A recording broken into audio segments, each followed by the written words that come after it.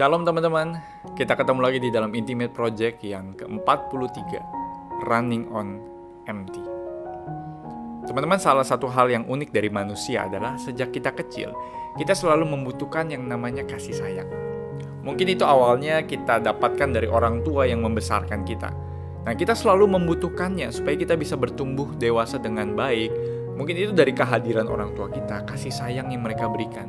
Dari perkataan, mungkin dari pemberian dan pengorbanan orang tua kita. Itu memberikan kita, memuaskan kita akan kebutuhan akan kasih. Atau mungkin teman-teman lama-kelamaan kita juga butuh kasih dan perhatian dari teman-teman kita. Orang-orang yang dekat sama kita yang sering kita katakan jadi support system kita. Dan bahkan sampai kita cari ke pasangan kita atau pacar kita. Tetapi kita selalu haus akan kasih, perhatian, kehadiran orang. Kita selalu butuh untuk diisi dengan kasih. Itu jadi hal yang penting dalam hidup kita. Tapi masalahnya teman-teman, kita bisa bayangkan seringkali itu nggak seideal itu. Tidak seideal yang kita bayangkan. Mungkin nggak semua orang tua bisa memberikan kita kasih yang cukup.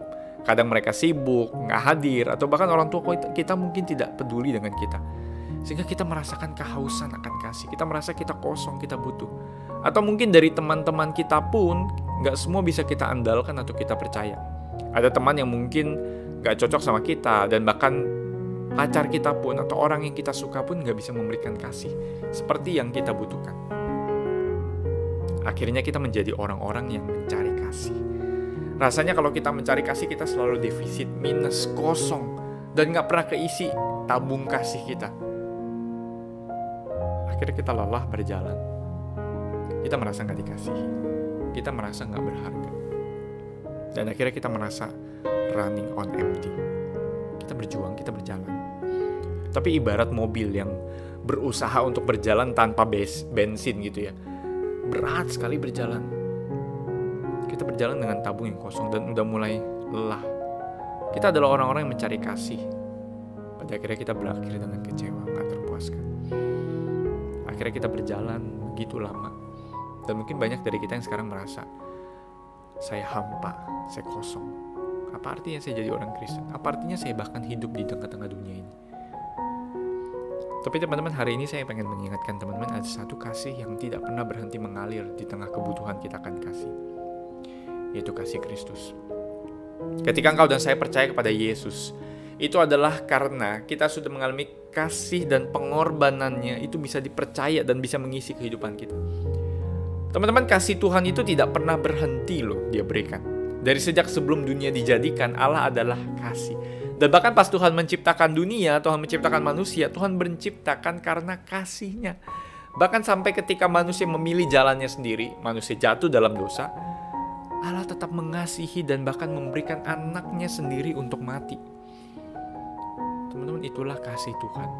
Dan sebetulnya ketika kita mencari akan kasih, kita begitu haus akan kasih, inilah sumber kehidupan kita. Teman-teman, inilah yang Paulus doakan ketika dia berdoa bagi jemaat orang-orang Kristen di Efesus. Dia berkata, aku berdoa supaya kamu bersama-sama dengan segala orang kudus dapat memahami betapa lebarnya dan panjangnya dan tingginya dan dalamnya kasih Kristus, dan dapat mengenal kasih itu sekalipun yang melampaui segala pengetahuan. Aku berdoa supaya kamu dipenuhi di dalam seluruh kepenuhan Allah. Teman-teman, Paulus berdoa untuk jemaatnya supaya satu hal ini yang penting itu terjadi dalam hidup.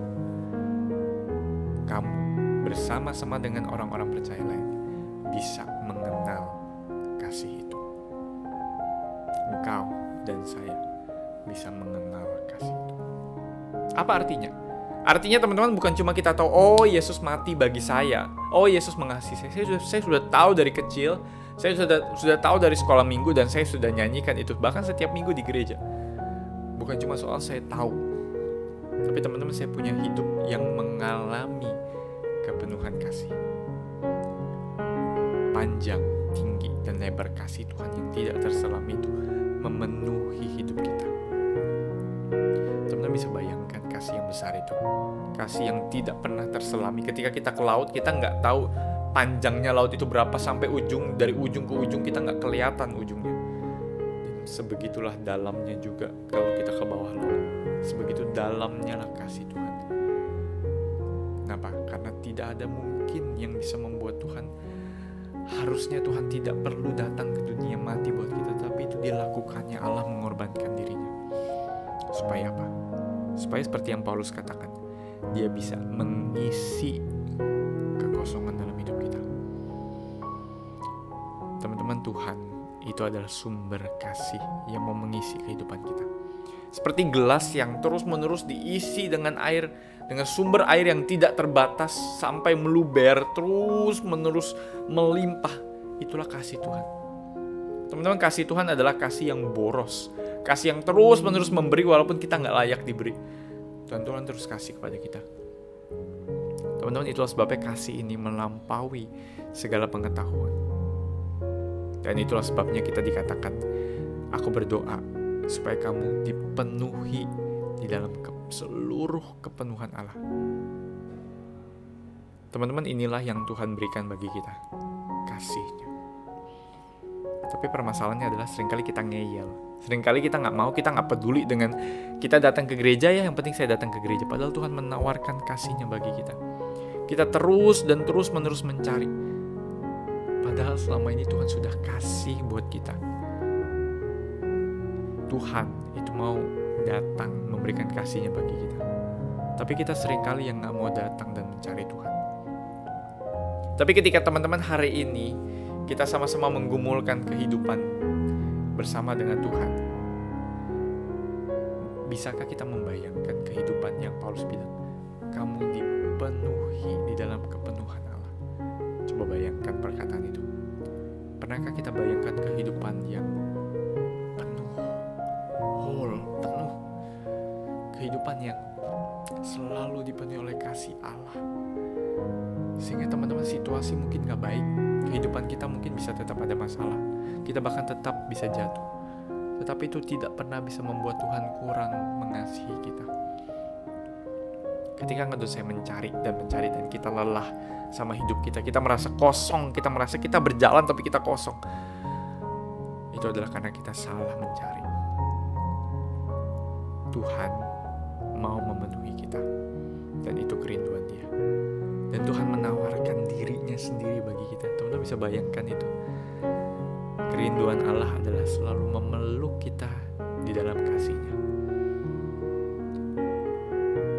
Teman-teman, Tuhan adalah kasih yang bisa memenuhi kita.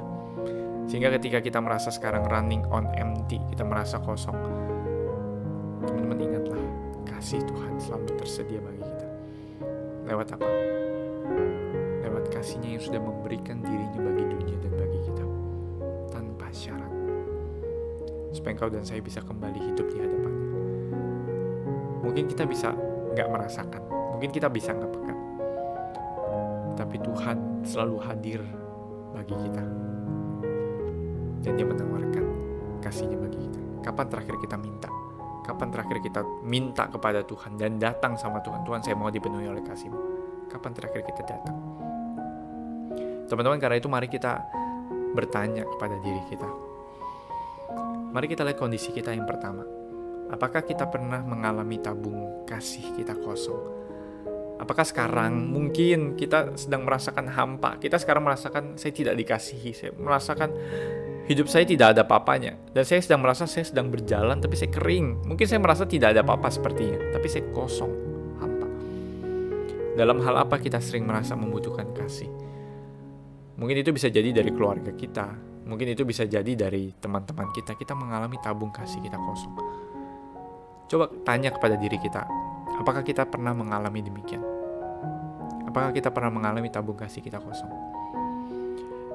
Yang kedua, mari bertanya kepada diri kita sebagai anak Tuhan. Adakah momen di mana kita pernah merasakan kasih Tuhan yang begitu panjang, tinggi, lebar, dan dalam bagi kita? Adakah kita pernah mengalaminya?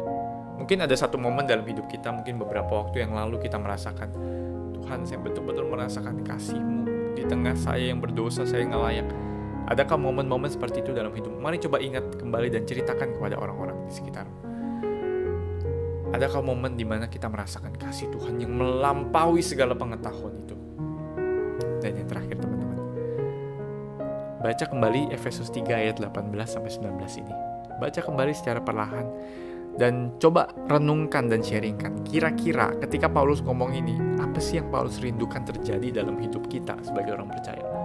Ketika Paulus bilang, aku berdoa loh, aku rindu kamu bersama-sama dengan orang kudus dapat mengenal kasih itu, memahami kasih itu. Kira-kira apa sih yang Paulus rindukan? Seperti apa sih terjadi dalam hidup kita?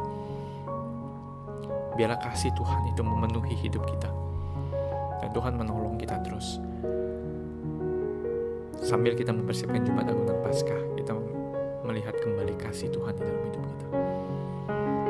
Kiranya Tuhan menolong kita. Dan jangan lupa untuk terus saat teduh dalam masa-masa Lent ini, dari bahan masa Lent menjelang Jumat Agung dan Paskah. Dan Tuhan menolong kita. Dan Tuhan terus memberkati kita. God bless you all. Bye-bye.